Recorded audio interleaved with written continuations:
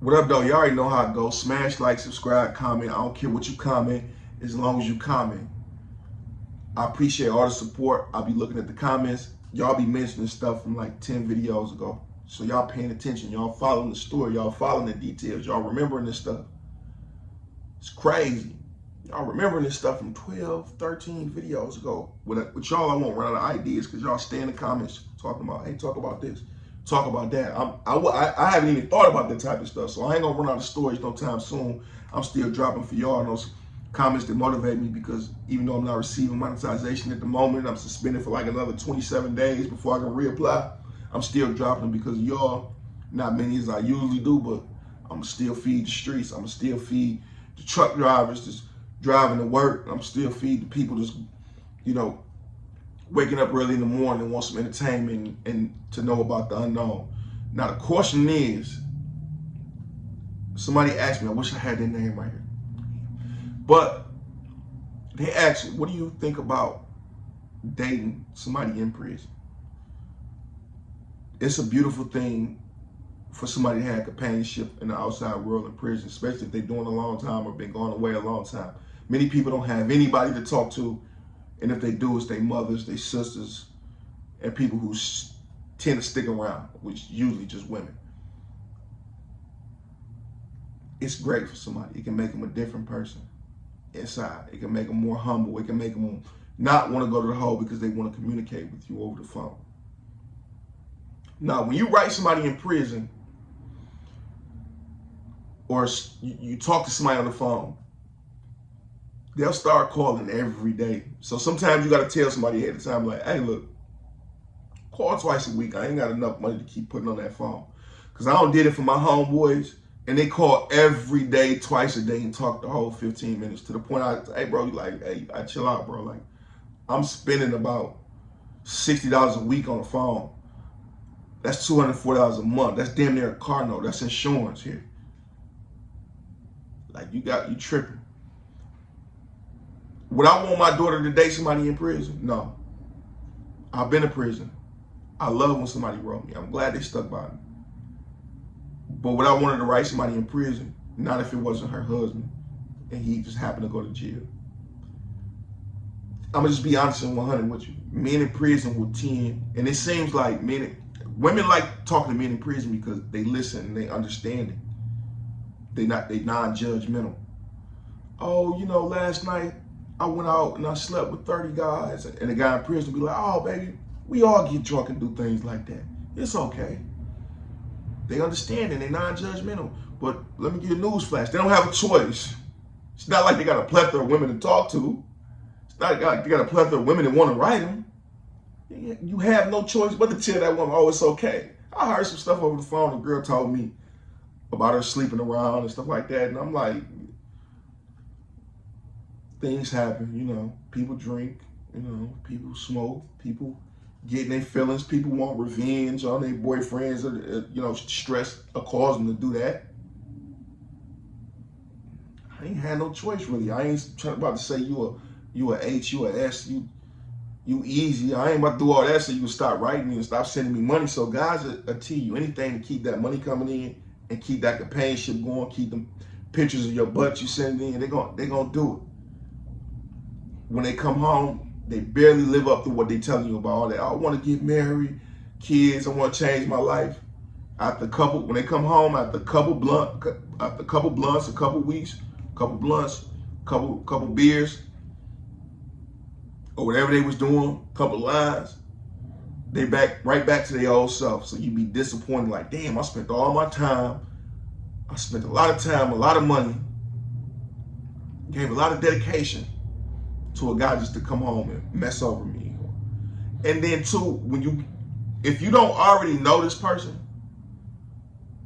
if you do decide to date them and talk to them while they're in prison, look up what they're in there for. Don't just go look at the charges. Go look and see if you can find the statements, the appeals, the details of the crime. If he's in prison for second-degree murder or manslaughter, don't just go look on a website and say manslaughter. Go look at what the original charge was. Go look at who the victim was. Because you just go out there and look, oh, he in there for manslaughter. Oh, he must be telling the truth. He might have killed the drug dealer, or he might have shot a guy too many times who was trying to rob him and they gave him a manslaughter. Go look and see if that was a child that he was whooping and made a mistake and probably hit or something, and the child hit their head and they died. Go look at who you're dealing with. And for you women that write anybody, don't go writing no child molesters, no rapists. And if you do, and they're giving you a good excuse of what happened, go look up the details. Tell them to send you their PSI packet, copies of it. Tell them you will send them the money so they can go get copies of it. Tell them to mail it to you. You will mail it back. Go see the details. Like I said, a guy could say, or a guy could be charged with criminal sexual conduct. Somebody said that he touched them. He could have been 20, she could have been 5, 8. And it's possible the little girl lied.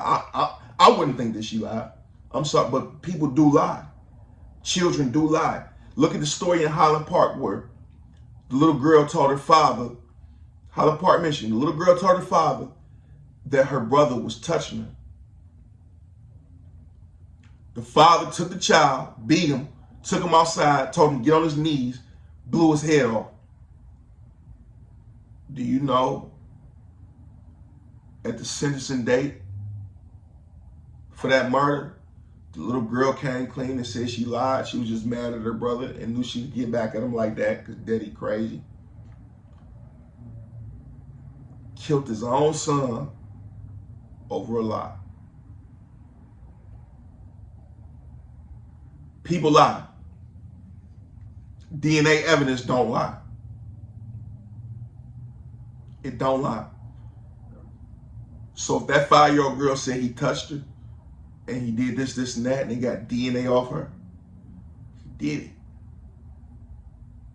You would invite somebody like that around your kids. Because when you like little children, right, that's your sexual preference, is a small child. That's your physical preference. It's a small child, right? Do men who like women just stop liking women because they went to prison? Will they not like women no more? So you can't really change that. If you like tall women, you can't really change that. That's what you like. That's what you're attracted to. Short women, thick women. This is what you like. So if you like children, this is what you will always like. And why would I leave that up to your impulses, your self-control? Why would I leave that up to your self-control around my children? So y'all women is doing that, that's kind of foul, especially putting your child in that. Now, if it's just you and him and you love him, then go ahead and do your thing.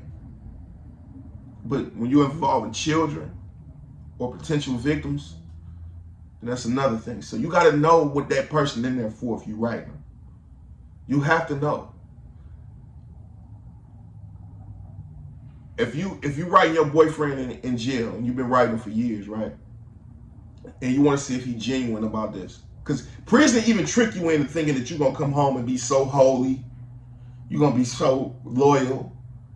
Because you don't have temptation to resist in there. What temptation you got to resist as far as a relationship unless you in there having relationships. But if you're just a heterosexual man in prison, what temptations do you got to really resist every day? When that big booty stripper come around and your girl not around, how you gonna act? And technically what you do when somebody not around. Are you gonna be able to resist it? But in prison, people will trick themselves and say, oh yeah, I can do it. Yeah, I can. I'll never curse again. I'll never drink again. I'll never smoke again. Prison make you think crazy things. And some people know that they're not gonna change, but they'll pretend like it. For the time being. Because you send them the money, you feed them, you give them extra stuff, you give them pictures, you give them everything that they need in life from the world. So I wouldn't suggest to a woman to date somebody in prison. I'm just being 100. And I know I've been in prison, but I gotta be 100 with you. Very rarely are you gonna find you a man that's gonna really come home and do what he do. Unless he's probably an older guy. So if you date somebody 60, 65 years old in prison, you can work with them guys. But you have to really get to know them. And when they come home, take it slowly, because you don't know what they endured in prison. Y'all seen Animal Kingdom, how the brother was acting when he came home? How institutionalized he was, how he went and just talked to another man in the shower and looked him dead in his eyes. How he was just staring at the girl while she was asleep. Guys come home like that for real. That's not a joke. Guys come home like that for real. Guys come home making shanks. Guys come home and don't want to come home. We're going to do a video about that too, about a guy that didn't want to come home. So if you've been talking to somebody that's been super institutionalized for 20, 30, 40 years, 50 years, get to know those people, because it can be dangerous. So me personally, like I said, if my daughter wanted to date somebody in the joint, nah. If he a young guy, did short, big, and she knew him before, then that's all right, cool. But once you go in there for a significant amount of time, you don't know who you come out. You don't know who come out, this type of person. So they might be cool in the joint, or they might have their ways in the joint, or they fit into the environment that they're in, and you think that they'll come home and be different. Some people can't differentiate incarceration from the free world. So that's why they end up right back a day later. Come home, kill their whole family. I ain't like them no way. Y'all didn't support me no way. I was in prison. Kill their whole family and go right back. So I would never suggest to date somebody in prison. As a friend, if you want to keep them as a friend and tell them strictly as friends, we're not going to be together or nothing, then yeah. But if you are talking to somebody, use this test on them, and they're about to come home, tell them,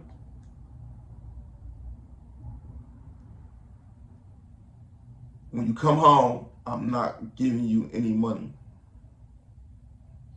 You're going to have to stay with your mother, but we're going to slowly get to know each other out here in the world. We canceling those plans of moving together and me helping you get on your feet and all that.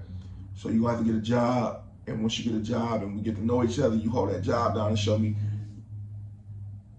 you can live a stable life and keep a stable income. Then we'll move in and go half on the bills. Tell them that and see how he reacts. See if the letter's still the same. I love yous. Cut back on the money you sending them. If you send them $50, cut back and send them $10 a month, $15 a month. He'll survive. You don't need no money in prison to survive. You can survive. And they get $10, that'll help you out, $15. So don't send them the 50 or the 100 no more. Just send them, hey, look, I gotta cut back on this, gotta save for my kids. Ask them, hey, can you help me out with some money? Can I send you $30 and you flip it in your commissary, flip it, run a store, and make it $70 and send it to me? See if he do it for you. You ready to dedicate your life and everything to him? See what he willing to do for you. Just because he in prison don't mean he can't make things happen. You could take 2 bags of chips and turn them into 20 in prison. I've seen it. I've done it. Took 4 bags of chips and turned them into like 18 bags of chips. Running the store. Sent money to people. Helped them out. So do that. Don't just be promising them this, and that. When you come home, let's get to know each other before we have sex. Or just give it to him once and say, hey, I just did this because you just got out of prison, but hey, let's just take it slowly. See how he react to you. See if he don't bail out on you. Would I suggest it? No. But if you do, take all the precautions, steps to get to know this person so you won't get played. Peace and blessings be to y'all.